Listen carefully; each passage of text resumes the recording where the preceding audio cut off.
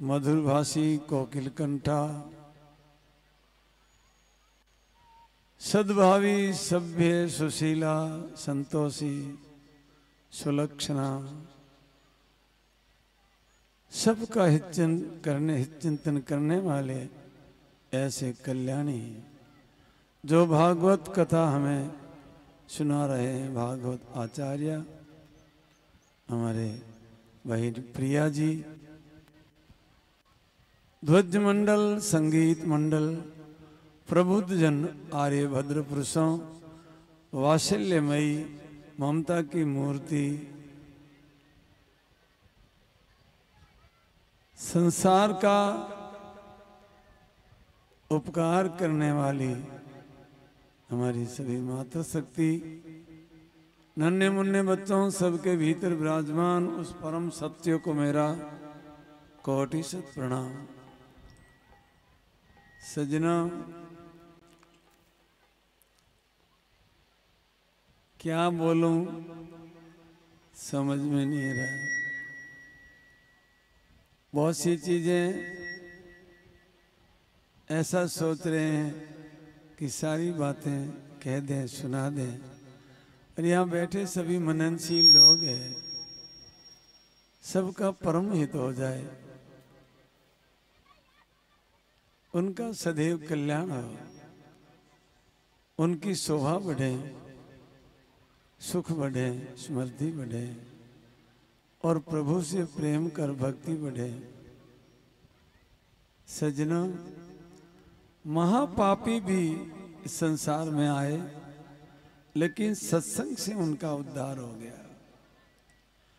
इकट्ठे कर जहां के जर सभी मुल्कों का मालिक था, सिकंदर चला जग छोड़ के, तब दोनों हाथ खाली था। सिकंदर बहुत लोभी था।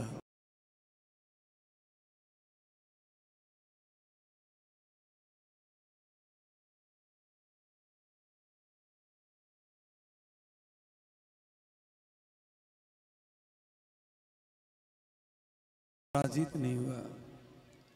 वो यहाँ भारत आया, पर उसमें एक खासियत थी। सज्जनों, ये हमें कई चीजें सीखनी चाहिए कि सिकंदर में एक विशेष खासियत थी कि पिता के आज्ञा का पालन करता था, पिता के आदेश को कभी ठुकराता नहीं था, और हमेशा पूछ के, जिस देश में गया तो पूछ के आया, पिताजी मैं आपके लिए क्या लाऊं। तो जो मंगाता था वो लाता था। लेकिन जब भारत में आया तो पिताजी ने कहा, बेटा ऐसे हम सुन रहे हैं, सजना उनको कभी सत्संग नहीं मिला था, बस वो अंधी दौड़ में दौड़ रहे थे, जैसे आज मानव दौड़ रहा है, अंधी दौड़ में दौड़ रहे। एक मिनट पर भी ठहर के सोचा नहीं कि मैं ये किसके लिए इकट्ठा कर रहा हूं और क्यों पाप कमा रहा हूं। मेरे हाथ में कोई वस्तु आई तो मैं मेरे लिए तो कुछ करूं ना, लेकिन खुद के लिए तो पाप की गांठड़ी बांधते हैं और इकट्ठा करके, और जो पीछे उनके अनुयायी है उनके साथ वो अन्याय करते हैं। पैसे जो हमेशा धर्म में लगने के बाद जो बचता है वो खाने में यूज में लेना चाहिए, और मूल मकसद तो धर्म में लगाना चाहिए, लेकिन इस धर्म में नहीं लगाते। ऐसे ही सिकंदर धर्म में लगाता नहीं था, लेकिन लूटता था और धन इकट्ठा करता था। वो अभागा कभी सत्संग में आया ही नहीं, समझा ही नहीं, और लूटता था बस। और बड़ा क्रूर था, गांव में जाके डंडोरा पीटता। अगर किसी ने 1 रुपया नहीं, 1 धेली रख ली, पहले पैसे का भी आधा पैसा होता था, धेला आधा पैसा, आधा पैसा भी किसी ने रख लिया तो नोच नोच के मारूंगा, देख लो उस गांव से लाया हूं। पर उन लोगों के सामने वो मारता था, वो अंगुलियां तोड़ता था, नख काटता था, बाल खींच खींच के तोड़ता था, आंखें निकालता था, कानों में खीले ठोरता था, और भयंकर मौत से मारता था। लोग कांपते थे, थरथराते थे। एक भी व्यक्ति कुछ नहीं रखता, और वो 1000 घरों में झड़ती नहीं लेते थे, 2-4 घर में झड़ती लेने के बाद पता लगता था इस गांव के मननशील है कि नहीं है। अगर एक के घर में कुछ मिल गया तो सबको मार मार के सब निकालता था। इतना क्रूर और इतना क्रोधी और लोभी सिकंदर भारत में आया। तब पिता ने कहा, बेटा तू भारत जा रहा है ना, तो मैंने ऐसा सुना है कोई संत ले आना। उन्होंने सोचा था कि संत कोई संतरा आदि सेव या ऐसा कोई फल फ्रूट होगा। संत का तो उसको पता ही नहीं था कि संत क्या है। सत्संग में तो आए नहीं, ऐसे अपराधी थे। सत्संग में आने के बाद इंसान किसी का अधिकार छीनता है तो उसके हृदय में सत्संग जमा ही नहीं। सत्संग में आया और वो नौलिया जो अपने खाने वाला है अगर किसी को दिया तो समझ लो वो सत्संग में आया। हमारी भारतीय संस्कृति की सत्संग सिखाती है त्याग करो, समर्पण करो और सेवा में लग जाओ तो तुम्हें मेवा मिलेगा। और लूट मार करोगे तो पश्चाताप करके रो के मरना पड़ता है। सिकंदर नहीं समझ सका। सिकंदर यहाँ आया, इस तरह वो लूटता था। तो और फिर सवेरे क्या करता, जिस गांव में लूटता था उसी गांव में एक बढ़िया वस्तु भेजता। और वो होती तो लाखों रुपयों की थी, लेकिन वो आने 2 आने में ही बेचता था। तो एक दिन 2 आनों में उसी गांव में घोड़ा आया और एक बेटे ने माँ से कहा, माँ आज बहुत सुंदर घोड़ा आया है और माँ केवल 2 आना में बिकता है। माँ के उसके बेटे के बेचारे के पिता जिंदा नहीं था, वो माँ और बेटा 2 ही रहते थे। तो माँ ने कहा, बेटा रो मत, जिस देश में जिस गांव में सिकंदर बढ़ जाता है उस गांव में बेटा 2 आना क्या 2 धेला भी नहीं मिलता। माँ मुझे नहीं, मुझे तो कहीं से लाके घोड़ा दे, मुझे 2 आना चाहिए। माँ ने कहा, जा बेटा उनको बोल के आजा कि मैं तुम्हें कल दे दूंगा। तो जाके बोल दिया कि कल मैं 2 आना लाऊंगा, घोड़ा लेके मत जाना। उसने कहा बैठा हूँ। सिकंदर को सूचना भेज दी, एक व्यक्ति तैयार हुआ है, तो कि रुक जाओ, तो सांस खींच के बैठ जाओ, लाने दो, फिर सोचते हैं आगे वाले गांव में मारने को आदमी चाहिए ना। तो सजना वो माँ गई, 2 आना लेके आई। सवेरे सवेरे जो ही 2 आना उसके हाथ में दिया, बच्चे को पकड़ लिया। सिकंदर ने कहा इसको मारना है बस। ये 2 आना कैसे रख लिया। जितने में तो उस माँ को पता लगा मेरे बच्चे को पकड़ लिया। माँ आई, सिकंदर मेरे बेटे ने तुम्हारे को 2 आना दिया, मेरे घर में 2 आना नहीं आता था। तू सुन ले सिकंदर, मेरे पति गुजर गए थे, मेरी ममता इस बच्चे में थी, मैं उनके साथ नहीं जा सकी, पर मेरे घर में और कुछ नहीं था, 2 आना ही था। मैंने उनके सीने पे रख दिया कब्र में। वो मुझे याद आया कि वो 2 आना कब्र में है। मैं पूरी रात कब्र खोदी और सवेरे वो 2 आना लेके आई। और सिकंदर घर में नहीं था और उसके अलावा ही तुम्हें भरोसा नहीं है तो मुझे मारना, मेरे लाल को मत मारना। सिकंदर को पता लगा कि शमशान घाट में भी कोई पैसा मिलता है तो अपराधी हत्यारा वो शमशान घाट भी खोल खोल के खोद के उनको के उनके बाप का जाता था, मजदूर खोदते थे और सैनिकों से वो शमशान घाट खोदा के धन इकट्ठा करने वाला सिकंदर आया। और उस बाप की बात याद आई कि भारत से संत ले जाना है और किसी से पूछा मेरे को बढ़िया संत ले जाना, वो कहाँ मिलेगा, कौन सी मार्केट में मिलेगा। उन्होंने कहा बड़ा अच्छे जो संत चाहते हो ना कि हाँ संत तो भाई हिमालय की चोटियों पे मिलेंगे। सजना हम जिनको संत समझ के बैठे हैं ना, वो समाज का हित होता हो, समाज को अच्छी दिशा मिलती हो, समाज पुण्य से जुड़ता हो, और वहां अगर संत नहीं पहुंचता है तो संत नहीं हो सकता। संत का अपना स्वभाव है, अपना कैडर है। तो कहा वो ऐसा संत जो तू चाहता है वो हिमालय की चोटी पे मिलेगा। वो हिमालय की चोटी पहुंचता है, एक संत बैठा है, तन पे कपड़े नहीं हैं और खाने के लिए कोई साधन नहीं है, और धुआं जो है पवन के सामने धुएं का धुआं निकल रहा है। और कहा कोई महान संत है ये, इनसे मिलिए, वो तुम्हारे साथ चलेगा, तू भी स्टैंडर्ड है, ये संत भी स्टैंडर्ड है, इनको जाके प्रस्ताव रखिए। संत के सामने सिकंदर जाके खड़ा होता है और पूछा कौन है और क्यों आया है? कि मैं विश्व सम्राट सिकंदर। संत ने कहा रे मूर्ख, सम्राट तो कोई जन्म लेता ही नहीं है, सम्राट तो वो है अजम्मा अव्यक्त अविनाशी अंतर्यामी, वो सम्राट है। तेरे जैसे पानी के बुलबुले कई फूट गए और कई और फूटते रहेंगे, तू क्या सम्राट अपने को समझता है? सिकंदर को इतनी खुली बात कौन करे? कोई संत था तुम बेटा। उन्होंने कहा सच्ची बात संत कहता है सजना। देखिए संत की सच्ची बात नहीं सहन कर सकता है तो वो पश्चाताप करता है। जो टांकी और हथौड़े की मार पत्थर नहीं सहन करता, वो पत्थर कभी मूर्ति नहीं बनता, क्योंकि वो तो टूटता जाएगा। लेकिन मूर्ति जो हथौड़े की और टांकी की मार सहन करेगी, उसका हुलिया मूर्ति का बनेगा। तो सजना, जो हथौड़े की मार और टांकी की मार, जो कड़वा शब्द संत नहीं कहता है, समाज के हित में नहीं बोलता है, तो सजनों संत को कितना आदर करते हैं समाज। आपने कभी ध्यान किया? सजनों साधु होता ना, उसको कहते हैं बाप जी। बाप को बाप कहते हैं, लेकिन साधु को बाप जी कहते हैं। अपने दादे को बा कहते हैं, लेकिन साधु को बाबा जी कहते हैं।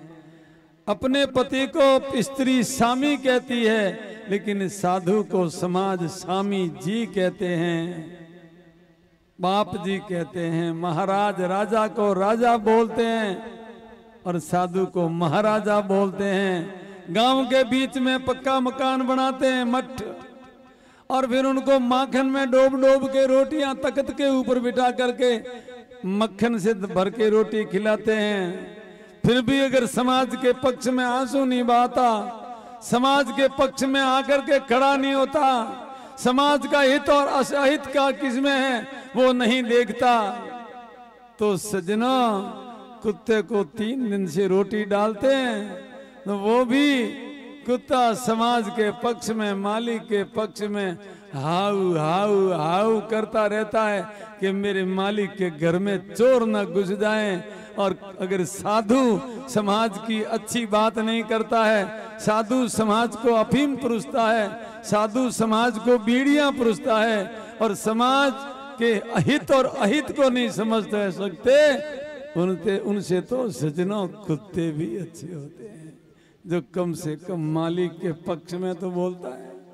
तो सजना वो संत था जिसने खुला कहा सिकंदर को कि तेरे जैसे कई सम्राट मर गए, तू क्या सम्राट है, तू तो एक पानी का बुलबुला कब फूट जाएगा, लेकिन सम्राट तो मेरा नाथ है। तो कहा महात्मा जी मैं एक प्रस्ताव लेके आया कि बोल, मैं आपको मेरे वहां ले जाऊं। मेरे पिताजी ने कहा है कि तुम महात्मा को लेके आना, संत को, तो मैं आपके दास दासियां, आपके सोने के बंगले सब में व्यवस्था तुम्हारे लिए करूंगा, तो आप चलिए मेरे साथ। उसने कहा न तुम्हारा बंगलों की भूख है, न मुझे तुम्हारी दास और दासियों की भूख है, तू मेरा समय खराब मत कर, मुझे मेरे प्रभु का चिंतन करने दे। मैं अक्षय आनंद में विचर रहा था, तू आगे बीच में क्यों बाधक पड़ा है। कहा महाराज आप मांगोगे वो मिलेगा, मैं वचन देता हूँ सिकंदर, आप जो कहो वो करूँ, आप कहिए और मेरे साथ चलने का प्रस्ताव स्वीकार करिए। संत ने कहा सिकंदर तू मेरा कहना मानता है तो पहले तो धूप छोड़ दे, मुझे तुम्हारी छाया नहीं चाहिए, मुझे सूर्य की उष्ण गर्मी चाहिए, हट जा यहाँ से, पहले मेरी छाया मत कर, नंबर 1, और दूसरा बोलना बंद कर दे, चला जा, मुझे तुम्हारी दास दासियां, तुम्हारा राज्य नहीं चाहिए। सिकंदर बैठ गया। सिकंदर को पसीना आ गया कि ये क्या चीज है। पूछा महाराज क्या करना चाहिए, और परमात्मा को आपने देखा। साधु ने कहा मैंने देखा। किस रूप में देखा? कि साकार भगवान मैंने सबके भीतर देखा, और निराकार भगवान मैंने सर्वव्यापक जो हमेशा मेरे हृदय में रहता है, और जो बोलता हूँ वही तो है। ये बोलता पुरुष कौन है? वो मेरा नाथ है। ये अहसास लेता है, ये नाभि कमल पर विराजमान है, और जिस दिन ये निकल गया तो शरीर नहीं, वो तो मिट्टी मानी जाएगी। इसलिए सिकंदर तू चला जा। और अगर तुमने किसी को जलाया तो नहीं है सिकंदर? सिकंदर ने कहा महाराज पूछिए मत, जलाया तो क्या, मैंने नोच नोच के मारा है। अरे क्या भाग जा, हवा आती है और तेरी हवा के झोंके से मेरी तरफ तुम्हारा एहसास आ गया तो मैं साधु हूँ, रुड़ जाऊंगा।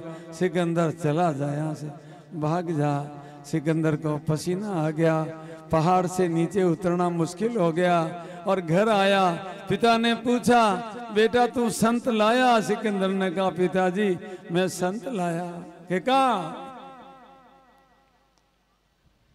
ये बेटा समझा नहीं सिकंदर, मैंने तुमसे संत मांगा था, तू क्या बात करता? हाँ पिताजी संत लाया तो कहाँ है कि ये मैं संत हूँ?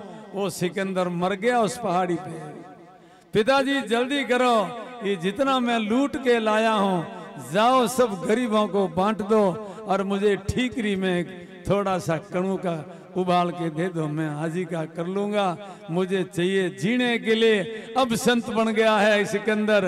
एक समाज होता है, संसारी होता है, वो जीता है खाने के लिए और संत खाता है जीने के लिए। सिकंदर ने कहा मुझे अब कुछ नहीं चाहिए, सब दुनिया को लुटा दिया। और सिकंदर ने कहा मैं जब मर जाऊं तो मेरे हाथ खप्पन से बाहर होने चाहिए और दुनिया के वैद्य और डॉक्टर मेरी अंत्येष्टि में होने चाहिए। तो दुनिया को मैं नसीहत दे के जाऊंगा कि सिकंदर कुछ नहीं ले गया तो दुनिया के लोगों तुम क्या ले जाओगे। तब उसने एक तस्तरी पे लिखा था इकट्ठे घर जहां के जर, सभी मुल्कों का मालिक था। सिकंदर चला जग छोड़ के तब दोनों हाथ खाली था। सजना दुनिया में कितने संत हुए। महावीर धनवान था और राजा था, सब सुख था, वो सब कुछ छोड़ के निकल जाया गया।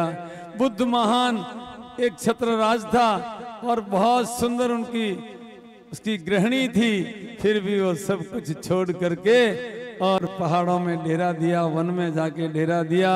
ऐसे एक नहीं अनेकों लाखों करोड़ों बड़े बड़े ओहदों के एसपी कलेक्टर आदि आदि जितने डीआईजी कई चले गए, सब पता लग गया। जिस दिन पता लगा कि दुनिया में कुछ भी नहीं है, यूं ही बकवास है, हम भटकते हैं। आत्मा हजारों बार जन्म लिया है और हजारों बार और जन्म ले सकती है। इसलिए सजना ये जितना दिख रहा है ये चकाचौंध जो है ऐसे भूल भुलैया है। खादो सोई आपरो दीनो सोई सत, जसवत धर पौधा भी माल पराए हथ। जो दिया है वही अपना है और हक का कमाया वो औलाद के काम आने वाला है। और बेहक का 1 रुपया भी अगर घर में रह गया तो बच्चों के रसी हो जाएगी और उन बेचारों को भुगतना पड़ेगा। इसलिए सजना हमेशा नेक की कमाई, अपने पसीने की कमाई, अपने हक की कमाई हमें घर में रखनी है और भाई भाई के साथ प्रेम रखना है। अपना हक भाई को दे दो तो तुम न्याल हो जाओगे, लेकिन भाई का हक छीन लोगे तो रुल जाओगे। सजना गौ माता के लिए कुछ दे दोगे तो न्याल हो जाओगे, लेकिन जिन्होंने गोचर भूमियां वगैरह हड़पी है उनका अंत देखना बहुत बुरा होगा। इसलिए गाय का अधिकार मत छीना, गोचर भूमियां मत हड़पना, गवाड़ की भूमि मत हड़पना और भाई का हक मत छीनना और सबके साथ गरीब के साथ मैत्रीय भाव रखना। सजनों गरीब अगर रो देगा तो इंसान सब कुछ खो देगा। देखो 4 वर्ण हैं, ब्राह्मण, क्षत्रिय, वैश्य और शूद्र। तो ब्राह्मण शेर को माना है, अपने शरीर में चारों का दर्शन किया। शीश ब्राह्मण है, भुजाएं क्षत्रिय है और उद्र जो है ये वैश्य है और चरण है वो शूद्र है। तो अगर सिर पकड़ोगे इंसान का तो राजी नहीं होगा, हाथ पकड़ोगे तो मैत्रीय भाव बन जाएगा, पेट पकड़ोगे तो लात मारेगा और पैर पकड़ लोगे तो प्रभावित हो जाएगा, आपका लाचार हो जाएगा कि मेरे पैर पकड़ लिए, बोल बोल बोल तुम्हें सब माफ है। इसलिए गरीब को पकड़ोगे तो हम गरीब के ऊपर भी हमारा भगवान कृपा करेगा। इसलिए गाय से बड़ा कोई गरीब नहीं है। गाय को पकड़ के गाय की सेवा कीजिए। और कोई गांव में गरीब है, भोला है, सीधा है, वो किसी का कुछ नहीं बिगाड़ सकता। उनको कोई दबाना चाहे तो दबाने मत देना, नहीं तो पूरे गांव को पाप लगेगा। गरीब की सहायता करना, गरीब की मदद करना, और सत्संग में आने से हमारा सुधार हो जाए, ऐसे सत्संग में बैठना। और सजनों, एक छोटी सी कहानी सुनाता हूँ, बाकी शाम को सुनाएंगे। आज शाम को भजन संध्या रखी है। हमारे घनु भाई बहुत झांकियाँ, बड़ी सुंदर सुंदर देशभक्ति की आदि आदि बहुत अच्छी झांकियाँ देता है। उनके झांकियों की मन में रह गई तो झांकियाँ नहीं दे सका, तो अब घनु भाई आज शाम को विशेष झांकियाँ दिखाएगा और बढ़िया कार्यक्रम होगा।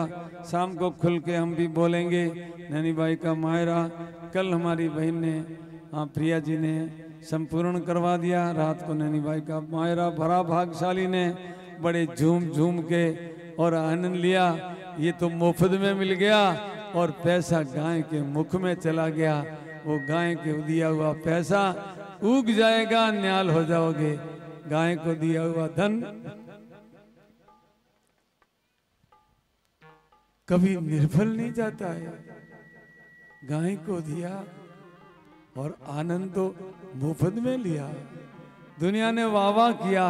अपनी नेक कमाई, पसीने की कमाई देनी बहुत कठिन होती है, लेकिन कोई भाग्यशाली दे सकता है। इन्होंने नैनी भाई का मायरा भर दिया और जो भी बोलियां ली सजना ने, उन्होंने बड़े ढंग से त्याग